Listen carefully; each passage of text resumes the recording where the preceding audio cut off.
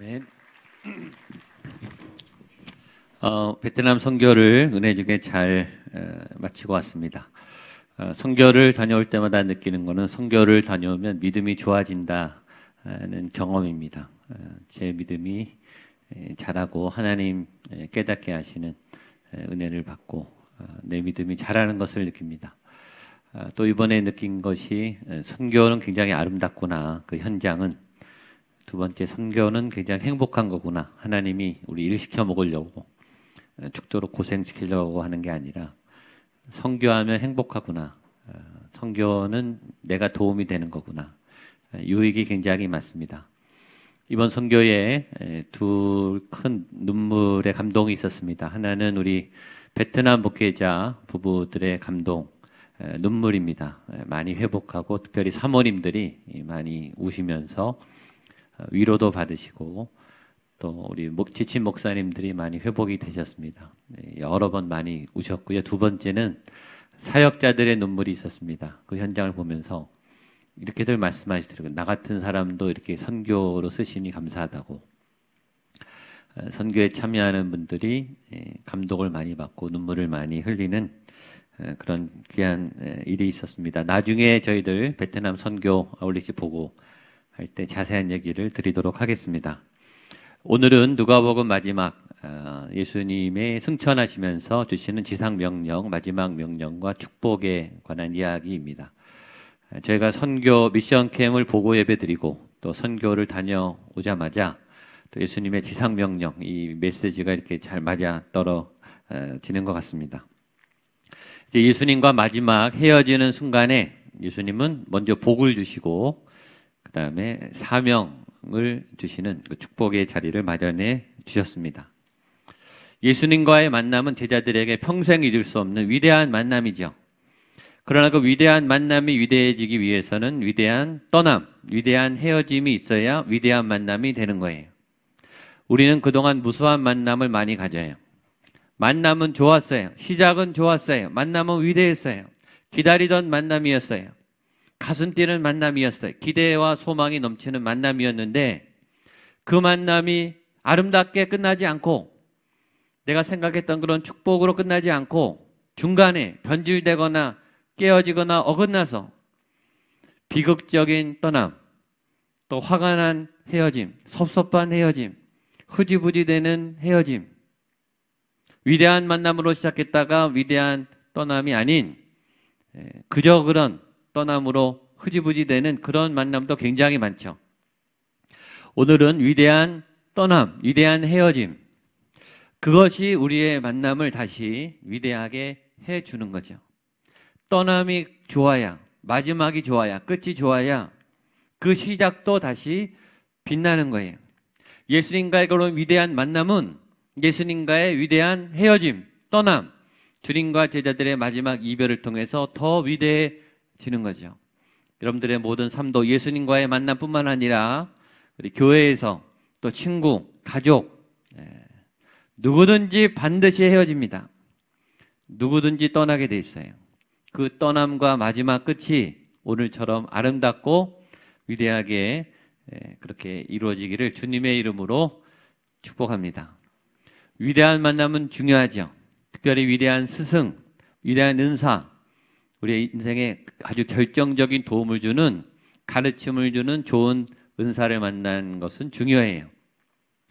저는 제 인생에 수많은 은사들을 만났는데 기억나는 두 분의 은사는, 첫 번째는 우리 홍인종 교수님입니다. 전에 우리 저녁에 브라보 집회 때 말씀 전하셨죠. 제가 박사 학위를 받도록, 공부하도록, 석사를 하고 박사를 끝낼 수 있도록 굉장히 많이 도와주셨습니다. 제가 박사 논문을 마치기까지 한 5번 매번 쓰기 싫었지만 큰 위기가 있었어요. 다 내려놓고 휴학도 하고 박사 안 해. 목사가 목회를 잘하면 되지 무슨 박사야. 공부 안 해. 이렇게 그만두고 싶었던 5번의 큰 위기가 있었습니다. 논문 거의 다 써놓고 심사 직전에도 그랬어요. 심사가 제일 어렵거든요. 너무너무 힘들었는데 그때마다 저희 찾아와서 야단치시고 안 된다고, 써야 된다고 위기를 넘기게 해 주셨습니다. 그래서 학위를 받고 또 교수 임용하는 데도 결정적으로 도움을 주셔서 제가 장신대에서도 가르칠 수 있도록 지금까지도 저를 가르쳐주고 도와주고 계신 분입니다. 또 하나의 은사님은 하용조 목사님이죠. 그분은 제가 정말 목회하도록 설교를 어떻게 해야 되는지, 목회를 어떻게 해야 되는지 삶으로 14년 동안 가르쳐 주셨습니다. 제가 하용조 목사님께 배운 건 목회뿐만이 아니라 인격을 배웠어요. 사람을 어떻게 배려해야 되는지, 말을 어떻게 가려서 해야 되는지, 인상을, 태도를 어떻게 가려야 되는지, 갈등은 어떻게 풀어야 되는지, 사람들하고 관계를 어떻게 좋아해야 하는지에 대해서 그냥 옆에 있으면 배워요. 제가 만났던 사람들하고 완전히 다르게 행동하시고 처신하시는데 굉장히 깊은 사랑과 배려의 삶으로 평소에도 그렇게 사세요. 그래서 정말 많이 배웠죠. 좋은 만남, 위대한 스승, 좋은 선생님을 만나면 뭐가 좋을까요? 선생님이 좋은 이유는 그분을 통해서 나를 새롭게 발견하기 때문이에요. 내가 몰랐던 나, 내가 아직 만나지 않았던 나, 내 안에 아직 개발되지 않은 나, 이걸 내가 바꿔야 되는데 바꾸고 싶은데 안 바뀌지 않습니까? 내가 몸부림쳐도 안 바뀐다고 해요.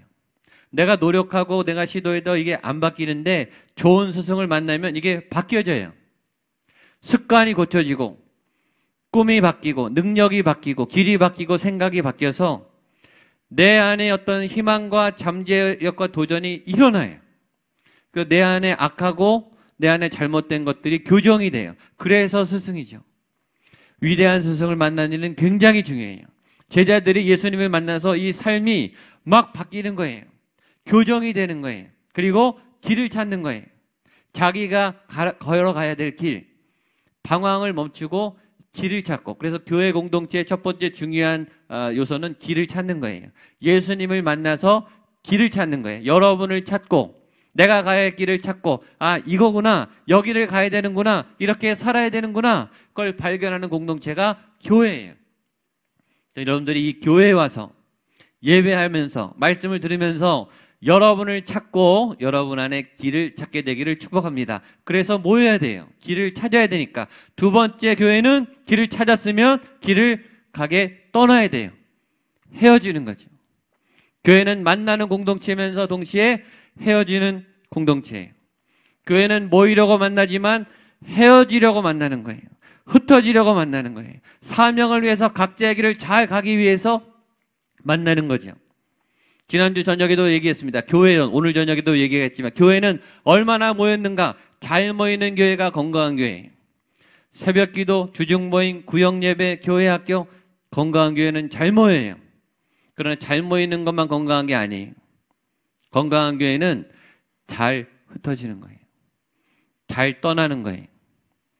그래서 교회를 평가할 때 얼마나 많이 모였는가 보다 더 중요한 통계는 얼마나 많이 보냈는가, 파송했는가, sending capacity, 얼만큼 많이 사역자를 배출했는가, 얼만큼 많이 사도들이 나왔는가, 얼마나 많은 목회자들이 나오고 얼마나 많은 선교사님들이 나오고 얼마나 헌신적인 평신도, 세상에 영향력을 주는 경건한 크리스찬들이 나왔는가. 그게 교회의 건강도예요. 그래서 교회는 많이 나가셔야 돼요. 그래서 고민하셔야 돼요. 한 교회를 오래 지키는 것이 건강한 건강, 한 교회에 오래 있는 게 건강한 건강, 교회를 떠나는 게 건강한 걸 수도 있어요. 어떤 분의 사명은 교회를 오래도록 잘 지키고 세우는 사명이 있는 분이 있고, 어떤 분들은 훈련받고 교회를 잘 떠나셔야 되는 거예요. 잘 나가셔야 돼요. 사명을 가지고 미션 캠을 하고 선교를 할 때마다 나가는 일이 굉장히 중요하다. 나가면은 시각이 열리고 하나님의 새로운 세계가 보이죠. 나가면 깨달아요. 아, 내 믿음이 너무 작았구나. 내 신앙생활이 너무 좁았구나. 내가 하나님을 보는 시각이 너무 짧았구나. 그런 걸 느껴요. 금년에 저희 교회에서 염산국 선교사님을 파송했습니다. 처음에 저에게 전화가 왔어요. 막 기뻐서. 목사님, 제가 선교사로 가기로 헌신하고 훈련을 받겠습니다. 그때 저에게 두 가지 마음이 들었습니다. 첫 번째는 감사하다. 드디어 저희 교회 파송 선교사님이 나오는구나. 기뻤어요. 두 번째 마음 뭔지 아세요?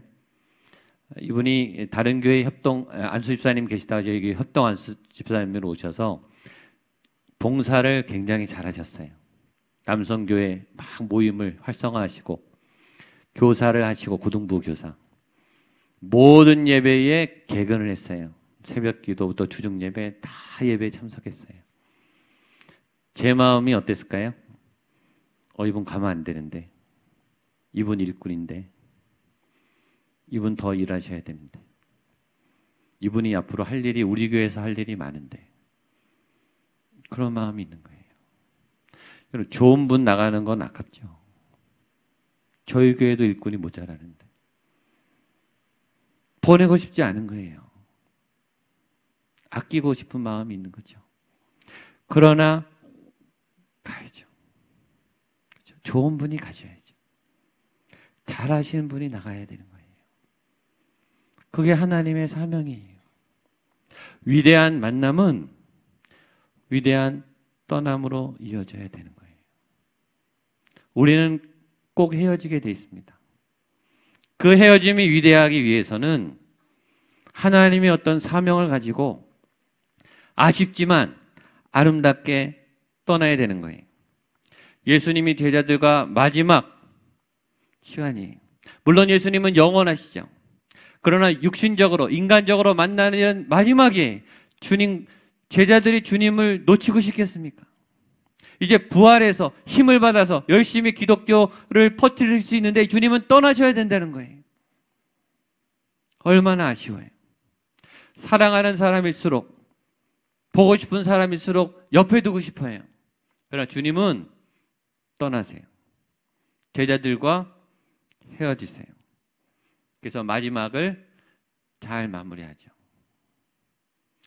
좋은데 헤어져야 됩니다. 여러분, 잘하는데 떠나셔야 돼요. 그런 일들이 많아요. 그리고 기왕 헤어질 때 잘하고 떠나셔야 돼요. 오늘 교훈은 우리에게 그런 도전을 줍니다. 그럴 떠남에는 축복이 있는 거예요. 그렇죠? 그런 떠남에는 선물이 있어요. 왜 선물을 주죠? 나 좀 기억하라고. 당신 보고 싶은데 내가 이 선물을 보면서 당신 기억하겠다고.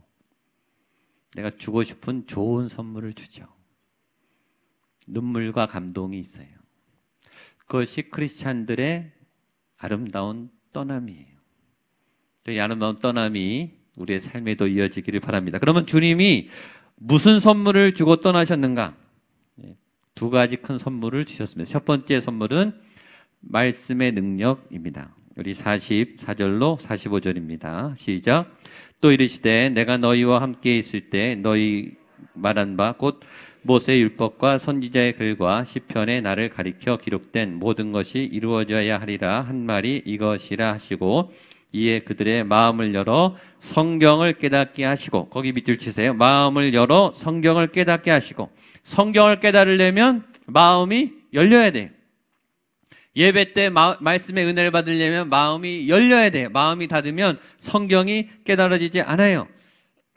예수님이 마지막 만남에서 마지막으로 주고 싶은 최고의 선물 첫 번째는 말씀의 능력이에요. 그리고 예수님의 유언을 따라 제자들이 사도행전에서 간구한 것도 말씀의 능력이에요. 사도행전 4장 29절 보겠습니다. 시작. 주여 이제도 그들의 위협함을 굽어보시옵고 또 종들로 하여금 담대히 말씀을 전하게 하여 주시오며. 이걸 사모하시기를 축복합니다.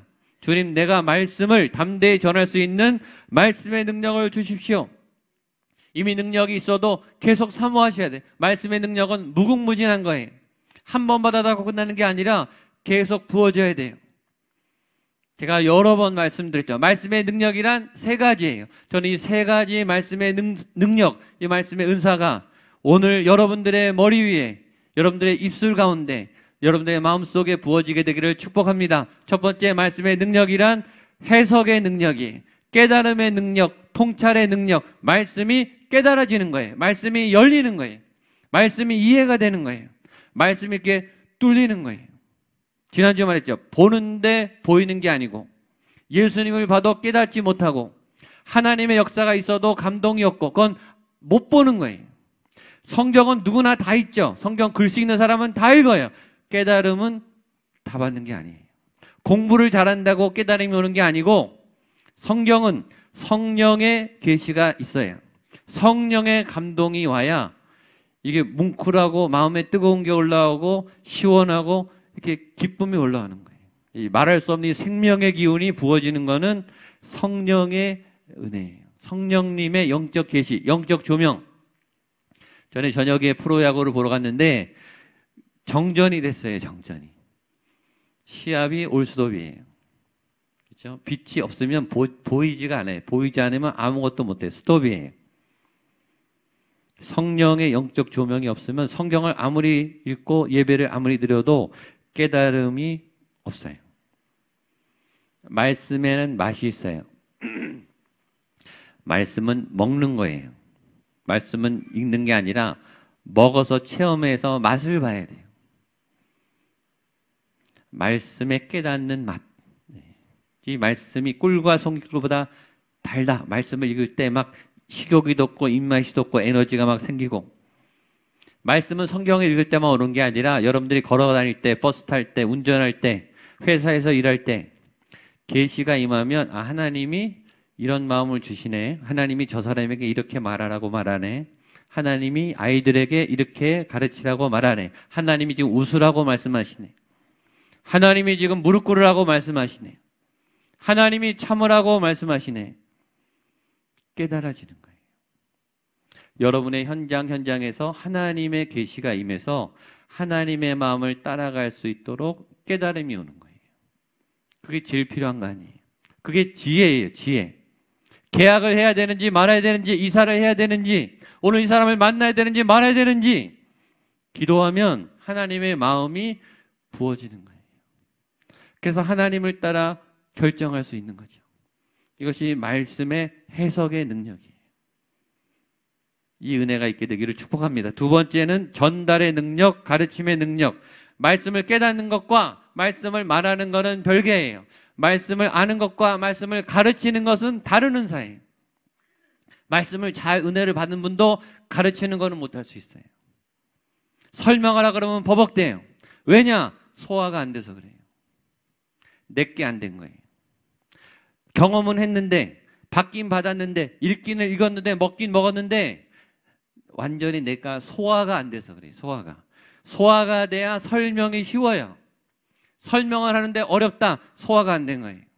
설명은 쉽게 쏙쏙 들어오게. 그게 가르침의 능력이죠. 가르쳐 지키게 하라. 잘 가르쳐라. 말씀을 가르치는 거는 쉽지 않아요. 이건 연습하셔야 돼요. 언어를 선발하고, 톤을 생각하고, 사례를 생각하고, 비유를 생각하고 연습을 하셔야 돼요. 연습. 훈련을 하셔야 돼요. 말씀을 가르치는 것은 훈련을 하셔야 돼요. 저희가 백투베이직을 두 번째 하죠. 똑같은 내용을 3년 만에 또 하는 거예요. 한 번 배운다고 하는 게 아니에요. 여러분이 가르칠 수 있을 만큼 아셔야 돼요. 가르치면서 저도 또 배우는 거예요. 가르치면서 저도 다시 마음에 새기는 거예요. 아, 이거였지. 아, 복음이 이거였지. 교회가 이거였지. 가르치면요, 가르치는 자가 더 배워요. 그러니까 가르치세요. 선포하세요. 말씀을 말하세요. 그것이 말씀의 능력입니다. 세 번째 말씀의 능력은 실천의 능력이에요. 적용의 능력. 행해야 말씀이죠. 아무리 잘 듣고 잘 깨닫고 잘 가르치면 뭐 하겠어요? 그렇게 안 사는데. 교회 다니면 뭐 하겠어요? 교인처럼 살지 않는데. 말은 잘해요. 사람들이 저희들한테. 교인들이 말은 잘해. 무슨 말이죠? 삶이 없다는 뜻이죠. 교회는 열심히 나가는데 직장 생활은 세상처럼 해요. 교회는 열심히 나가는데 돈 쓰는 거는 세상 사람들하고 똑같아요. 열심히 교회는 나가는데 공부는 하나도 안 하는 학생이에요. 열심히 교회는 나가는데 세속적으로 양육해요, 아이들을. 삶이 없는 거예요. 머리는 다 알아요. 왜 그러냐? 말씀의 능력이 없어서예요. 지켜 행할 수 있는 힘이 없기 때문에. 여러분, 힘은 쓰게 돼 있어요. 힘이 있으면 쓰게 돼 있다고요. 왜 못 쓰느냐? 힘이 없어서예요.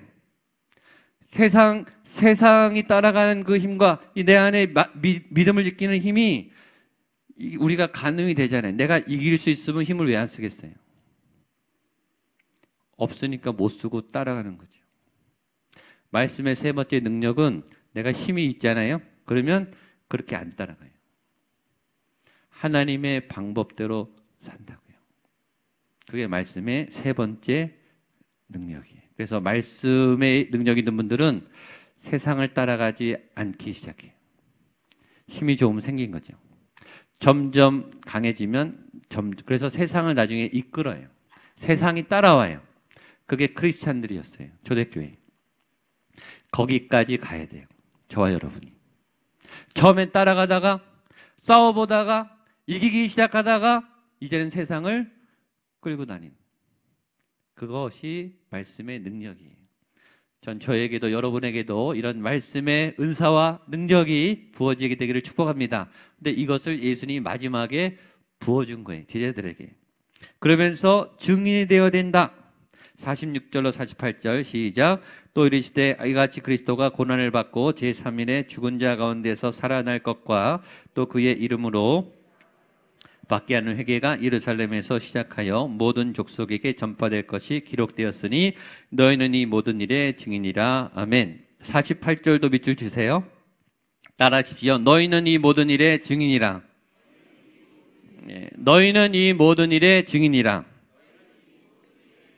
아멘. 옆에 분에게 당신이 증인입니다. 당신이 증인입니다. 무슨 증인? 증인의 두 가지 요건이 얘기했죠. 첫 번째는 경험을 해야 증인이에요. 증인을 하고 싶어도 경험이 없으면 증인이 못 돼요. 가끔 내 거리에 보이죠. 목격자를 찾습니다. 그때 몇 날 몇 시에 여기 지나가시다가 사고를 보신 분, 프랜카드가 붙죠. 저는 그 프랜카드를 볼 때마다 가슴이 막 안타까워요. 왜냐하면 억울하니까 부족해진 누가, 그렇죠? 하여튼 뭔가 자기나 가족에게 큰 어려운 일이 생기니까 이걸 풀려고 그걸 붙인 거예요. 도와주고 싶죠. 얼마나 힘들면 프랜카드를 붙였겠어요. 근데 도울 수가 없는 거예요. 거기 현장에 제가 없었으니까. 도우고 싶어도 못 도와줘요. 증인이 될 수 없다고요. 증인은 경험을 해야 되죠. 두 번째 증인은 진실만을 말해야 되죠. 거짓말하면 안 돼요.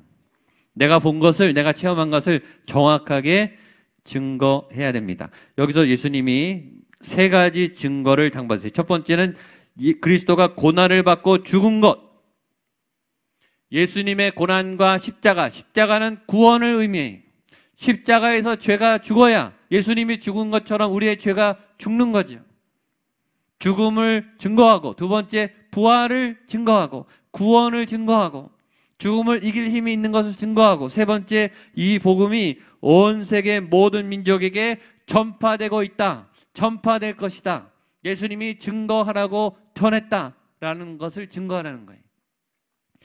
그리스도의 십자가, 부활, 그리고 이 복음이 살아서 지금 증거되고 있다라는 증인이 되시기를 축복합니다. 두 번째 예수님의 선물은 성령의 능력입니다. 위로부터 오는 능력. 49절입니다. 시작. 볼지어다 내가 내 아버지께서 약속하신 것을 너희에게 보내리니 너희는 위로부터 능력으로 입혀질 때까지 이 섬에 머물라 하시니라. 말씀의 능력을 받고 기다리라 그랬어요. 두 번째, 성령의 능력이, 위로부터 오는 능력이 있어야 돼요. 성령의 능력이란 동력과 같아요. 사람이 밥을 먹어야 힘이 나듯이. 좋은 집에 사는 거, 45평, 50평, 60평, 90평. 좋은 우리 가전제품, 좋은 에어컨, 좋은 텔레비전, 좋은 자동차 있으면 뭐 하겠어요? 전기가 안 들어오면 끝이에요. 물이 안 나오면 아무리 좋은지 못 삽니다. 차가 아무리 좋아봤자 연료가 없으면 끝이에요. 동력이 굉장히 중요합니다. 하나님의 사람들의 동력은 뭔가? 성령님이에요. 로마서 8장 1절 2절이 있습니다. 같이 한번 보겠습니다. 시작.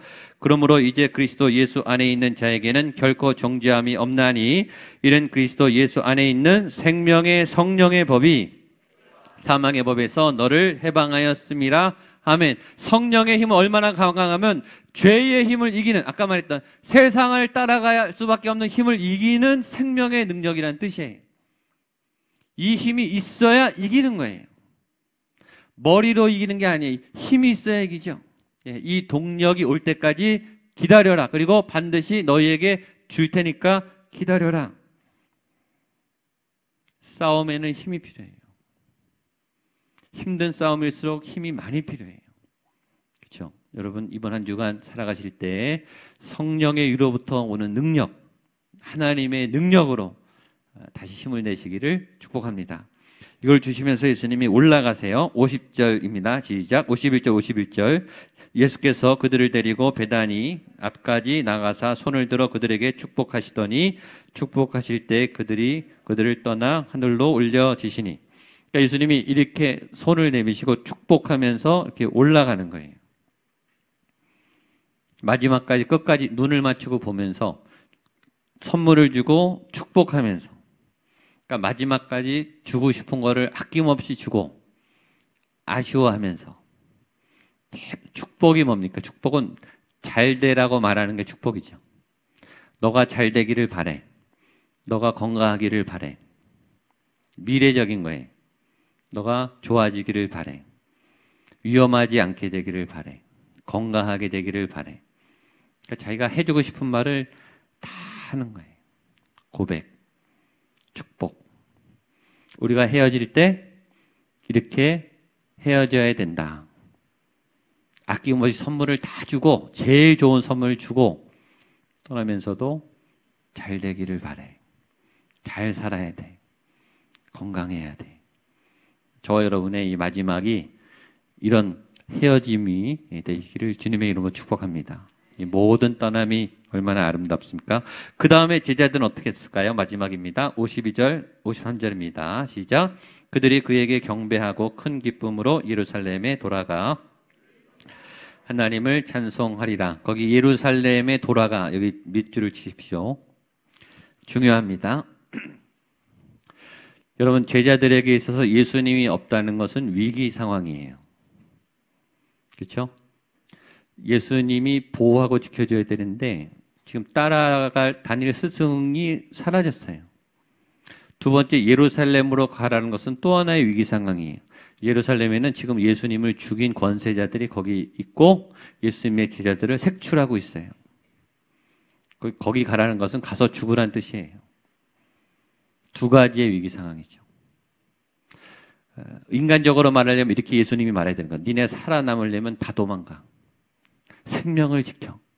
이렇게 말해요. 어떻게든 살아남아. 이렇게 해야 되는데 예수님은 니네 예루살렘으로 돌아가서 기다리고 있어. 이렇게 말했거든요. 그 힘을 의지해서 예루살렘으로 돌아갔습니다. 가서 뭐 했는가? 예배했죠. 큰 기쁨으로 성전에서 하나님을 찬송하니라.